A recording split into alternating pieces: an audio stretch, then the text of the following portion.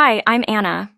I want to take you back to a day that seemed ordinary, but ended up being unforgettable. It was a warm Saturday morning, and I was on my way to my sister Kelly's house for a family gathering. As I drove up, I could already hear the chatter and laughter floating out from the backyard. It was one of those perfect days, with a bright sky and the smell of barbecue in the air. But something felt different. I couldn't quite place it, but I brushed it off, determined to enjoy the day. When I pulled up, Kelly was already at the door, waving eagerly. "Anna, we thought you'd never make it," she teased. I laughed, stepping out of my slightly beat-up silver sedan, loaded with bags of chips and my homemade guacamole. My car didn't exactly fit with the others in the driveway, which included my brother-in-law's spotless SUV. But I didn't care. I was just excited to be here, to catch up with family, and to share some big news of my own. As I joined the group in the backyard, I was hit by the warmth of family. Everyone was there. My parents, stationed by the grill, waved at me with huge smiles, while my younger cousins were already busy setting up a volleyball net. The air was filled with laughter and stories. And then there was Kelly's best friend, Chloe, who had known me since we were kids. Dressed impeccably, Chloe stood by the patio, casually sipping her drink and looking effortlessly put together as always. She spotted me and raised an eyebrow. "Hey, Anna," she said in a tone that seemed almost too sweet. "Still driving that old thing, I see?" She nodded towards my car, giving it a quick once-over. I forced a smile, trying to brush off her comment. "Yep, it still works. Gets me where I need to go," I replied. But Chloe wasn't done. She took a long sip of her drink, her eyes narrowing. "Well, at least you're here," she muttered, loud enough for me to hear.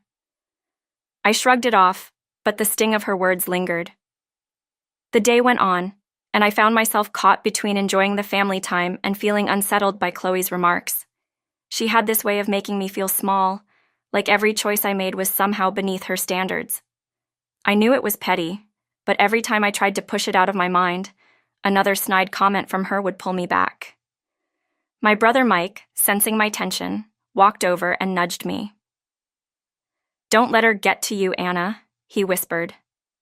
I nodded, trying to focus on the good around me, but Chloe's words kept echoing in my head.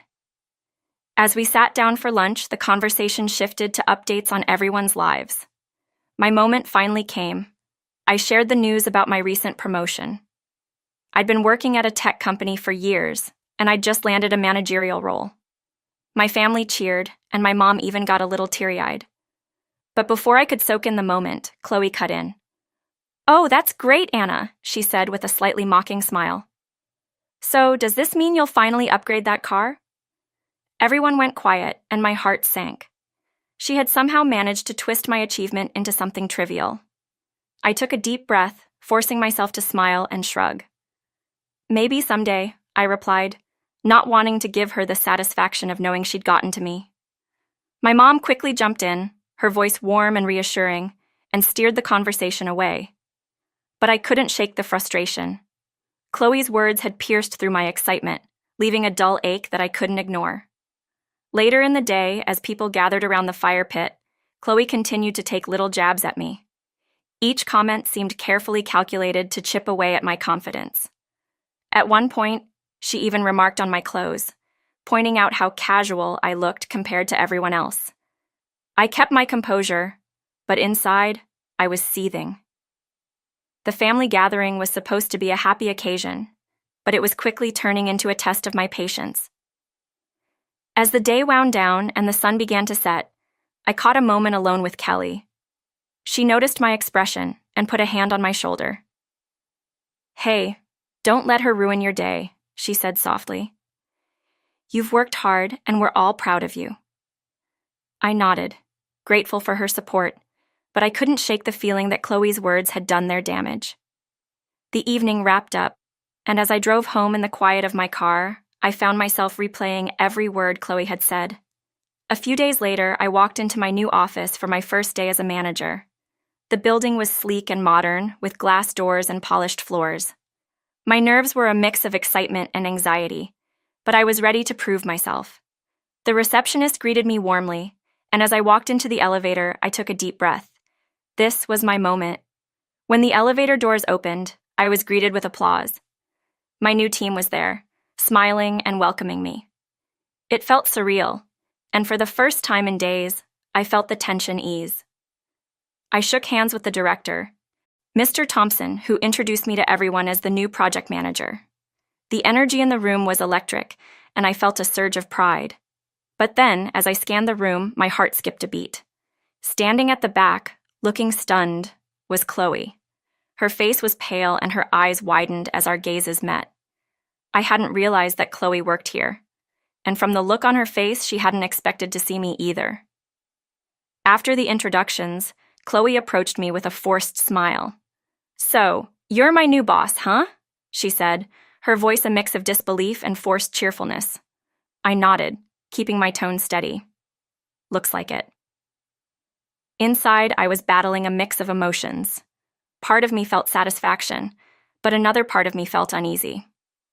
This was going to be complicated. Over the next few weeks, Chloe's behavior shifted. She seemed nervous, less confident than usual, especially during our one-on-one meetings. I noticed discrepancies in her work, deadlines missed, budgets poorly managed. It became clear that she had been cutting corners. I knew I had to address it, but the personal history made it harder. One afternoon during a meeting about the Smith account, I decided it was time. "Chloe, I've noticed some inconsistencies in your reports," I said, keeping my tone professional. Her face went pale, and she quickly tried to brush it off. "Oh, just some minor oversights. Tight deadlines, you know how it is." I didn't let her dodge the issue. "We need accuracy, Chloe. This is important for our clients." She nodded, but I could see the resentment in her eyes. This wasn't just about work anymore. There was a tension simmering between us that was becoming impossible to ignore. As we continued working together, Chloe's mistakes became more glaring. Each time I brought it up, she grew more defensive. Eventually, it reached a point where I had to document her performance issues. I knew it was risky, but my responsibility to the team came first. One day, after a particularly tense meeting, Chloe approached me in the hallway. "You're enjoying this, aren't you?"